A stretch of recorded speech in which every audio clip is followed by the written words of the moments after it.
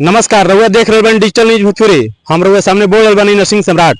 दोस्तों, आज हम पहुंच चुकल बनी आरा के रमना मैदान में। अब वो पूछे रमना मैदान में काहे खातिर आ गए बने, तो पावर स्टार पवन सिंह और ज्योति सिंह के जब विवाद चलत रहे, कोर्ट में मैटर रहे, वो घड़ी भैया एगो गाना गिले रहे। पहले हम चाहत को गाना भैया से रउआ सुन ली। भैया वो गाना तनी से सुना दी रउआ। सबसे पहले आपके डिजिटल न्यूज देखे ले तमाम श्रोता के हमार प्रणाम बा, आपके हार्दिक स्वागत बा। गाना रहल अरे की खत्म भइल देख भोजपुरी में विवाद हो, पवन खेसारी मिलाई ले हाथ हो, आशा एगो और सबके पुराई, आ पवन भैया बलिया जाई, भौजी के लेके आई। एक मिनट भैया, रउआ गाना सुन लेनी अभी।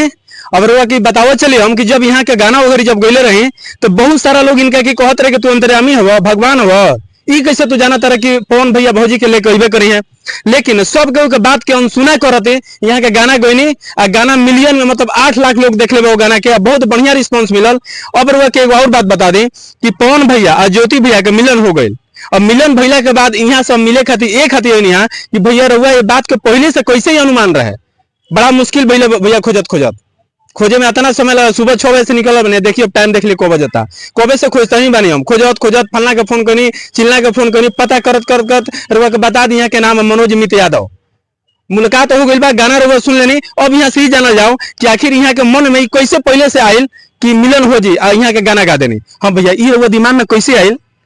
ये दिमाग में ऐसे आयल कि बहुत विवाद चलत रहे पवन और खेसारी के जी।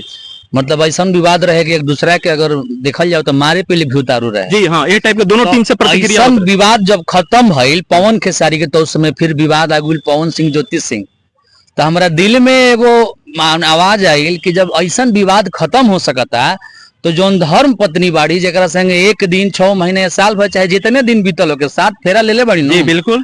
तो ओकरा संगे विवाद काहे ना खत्म हो सकेला।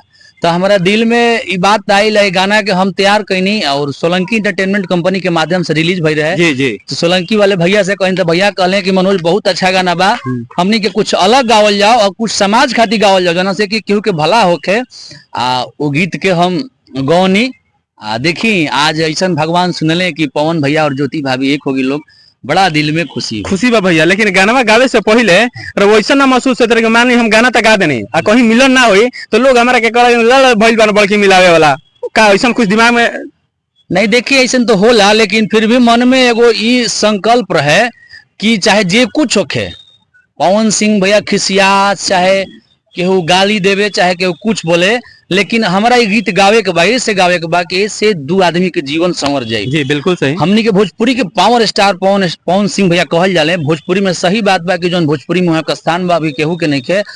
ऐसा पुरुष पे अगर दाग कोनो लागत रहे तो यह दाग लागत रहे कि पवन सिंह अपना पत्नी के छोड़ देवे। तो हम यह कोशिश कैनी अपना गाना के माध्यम से कि 2 आदमी की जिंदगी संवर जाए, हमने के भोजपुरी के सुपर स्टार पर लागल दाग के मिट जाए। भैया जी लोग उनका पे दाग लगावत रहे, लौंडीबाज हो, छोकरीबाज हो, पियकर हो, अपन पत्नी के नहीं रख सकत, उनका लोग के मुंह पे एगो जोरदार तमाचा लग गई। बिल्कुल। अब उनका लोग के मुंह अब समझ रहे बनी कैसन बन गई बा। जी जी बिल्कुल। तो अब हम ये चाहम कि उनका लोग मिनावे में ठीक मेन हाथ बा, कार कुछ अंदाजा बा? देखिए ऐसे हम तो कुछ ना कर सकिला, लेकिन जे भी भइल जहां भइल बहुत बढ़िया भइल। अब जैसे मिलल लोग ई भोजपुरी खातिर एवं तमाम भोजपुरी के श्रोता खातिर एवं कलाकार खातिर सबसे खुशी के बात। बिना मानवी जी कह रहा बारी कि हम मिले बने का लागत रुआ? नहीं, बिना मानवी जी कहाँ से? बिना मानवी जी के तो देखनी के मैटर भइल। और बाद पवन सिंह से मिल ली एगो न्यूज हम देखले रहे जोना में बिना मानवी कहली कि नहीं पवन सिंह ठीक है, ज्योति सिंह में ही कमी है। तो बिना मानवी को मैं नहीं मानता। हाँ, उसमें एक बबीता मिश्रा जी का नाम आ रहा है जी। तो मैं उनको जरूर बोल सकता हूँ कि बबीता मिश्रा जी का योगदान रहा, बहुत अच्छा योगदान रहा। बिना मानवी जी इनका कोई ही नहीं। दोनों के मिलने से आप खुश है एकदम? बहुत खुशी में एक गाना हो जाए बढ़िया जो पवन सिंह सबसे आपका फेवरेट गाना हो। बिल्कुल। मोहब्बत के नशा दिल में गजब बीमारी है, बढ़े रफ्तार में धड़कन कैसन खुमारी है। मोहब्बत के नशा दिल के गजब बीमारी है। पवन भैया के बहुत फेवरेट गाना है। ज्योति सिंह के प्रेम के मोहब्बत के नशा जौन रहे पवन सिंह के एकदम दिल में बैठा रहे, भले ऊपर से कुछ भी आवाज निकलत रहे, जौन आज उनका लोग के दोनों आदमी को मिला दिलक। नहीं देखिए, वो बार बार न्यूज देख ले हम कि ज्योति सिंह हमेशा कहले बड़ी कि हमको तलाक नहीं चाहिए, बिल्कुल हम तलाक साथ नहीं रहना चाहते हैं। तो ये बहुत ही खुशी की बात है और बहुत सराहनीय बात है। हर नारी में यह हौसला होना चाहिए कि जो कुछ भी हो हम पति के साथ ही रहेंगे।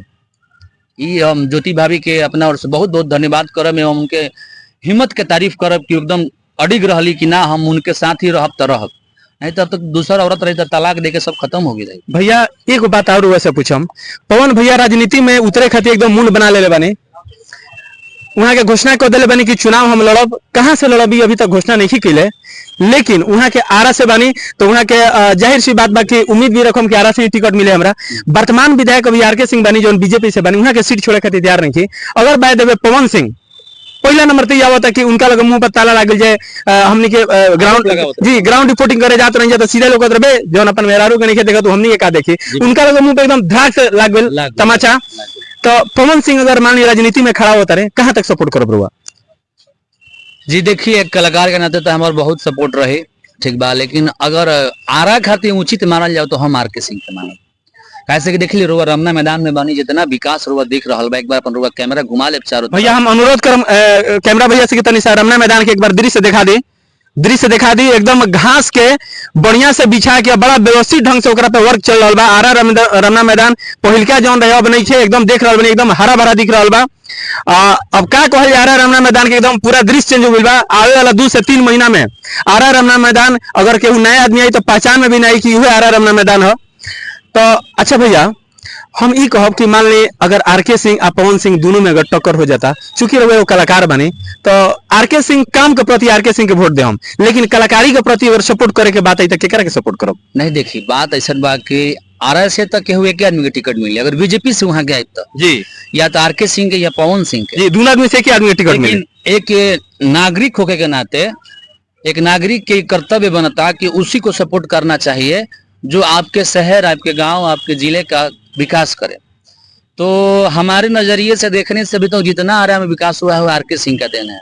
पवन सिंह भैया अभी नए आए हैं, कलाकार के नाते तो उनको फुल सपोर्ट है। बहुत सारे लोगों का ये राय रहा है कि नए युवाओं को एक बार मौका देना चाहिए। नहीं, मौका देना चाहिए, मैं नहीं कहता नहीं देना चाहिए, लेकिन देखना चाहिए कि विकास जो हुआ, मान लीजिए आपने विकास किया, आपने आरा को बहुत आगे ले गया और आपको हम वोट नहीं दिया, आपको मतलब सपोर्ट नहीं करे, तो हर विकास करने वाले के मन में ये जाएगी कि विकास करने का क्या फायदा है। अच्छा मान लीजिए अगर दोनों आदमी को, एक आदमी मान लीजिए निर्दलीय लड़ते हैं और एक आदमी को टिकट मिल जाती है, फिर किसको सपोर्ट कीजिएगा दोनों आदमी में से? अगर आरा से दोनों आदमी लड़ेंगे तो हम तो सपोर्ट एक नागरिक होने के नाते अपने वोट के जो होता है अधिकार वो आर के सिंह को देंगे। बिल्कुल सही। आरा में आर के सिंह ने इतना जबरदस्त काम किया है जिसका नजारा आप देख रहे होंगे। भैया का बिल्कुल का नाम सही है कि राजनीति में भले भोजपुरी इंडस्ट्री में पावर स्टार पवन भैया हैं, लेकिन राजनीति में भी वो नए हैं और आर के सिंह ने हम बताया कि जैसे कि आपने अभी हमारे पास जिस मुद्दे को लेकर इंटरव्यू आया तो वहां पे एक भोजपुरी परिवार पे दाग लग रहा था, भोजपुरी परिवार पे, भोजपुरी एकदम स्टार कलाकार पे, कि भोजपुरी के कलाकार अच्छे नहीं होते हैं, गंदे होते हैं। उस चीज के लिए हम सपोर्ट में हुए ना। हाँ, पवन भैया का सपोर्ट किए, एक अनुरोध किए, रिक्वेस्ट किया अपने गाना के माध्यम से। भले ही पवन भैया से मेरी मुलाकात ना हो, बात ना हो, लेकिन अपने गाना के माध्यम से मैंने वो रिक्वेस्ट किया और वो भगवान ने सफल किया और वो दाग हट गया। तो उस तरह एक कलाकार के नाते पूरा सपोर्ट है। अगर आर के सिंह आरा से नहीं खड़े होते तो हमारा वोट पवन भैया को ही एक कलाकार के नाते। जी बिल्कुल सही। चलिए बहुत बहुत भैया और धन्यवाद, बड़ा कीमती समय रहा निकलल, बड़ा नसीब से हमारी मुलाकात हो गई। खोजे तो बनी सुबह से 6 बजे से, अरे भैया, लेकिन मुलाकात हो गई। क्या कहब रहुआ हमारे डिजिटल न्यूज भोजपुरी चैनल खातिर? हम तमाम श्रोता से यही आग्रह करब कि यहाँ के डिजिटल न्यूज के बहुत सारा प्यार दी सब, बहुत सारा मतलब इतना प्यार दी सब, लेकिन वायरल हो जाओ ताकि भैया सही न्यूज और सत्य बात लोग आप तक पहुंचावस और सबके भला होके। बहुत सारा प्यार दी भैया के चैनल। चलिए बहुत बहुत धन्यवाद। ये टाइप के न्यूज, इंटरव्यू, खेल से जुड़ल खबर, राजनीतिक से जुड़ल खबर अगर देखे खातिर चैनल के सब्सक्राइब अभी तक नहीं किए तो प्लीज चैनल के सब्सक्राइब कर ली। अगर वो फेसबुक पेज पे देख रहा बनी तो पेज के फॉलो कर दी। फिर वह से मिल जाए, तब तक खातिर धन्यवाद।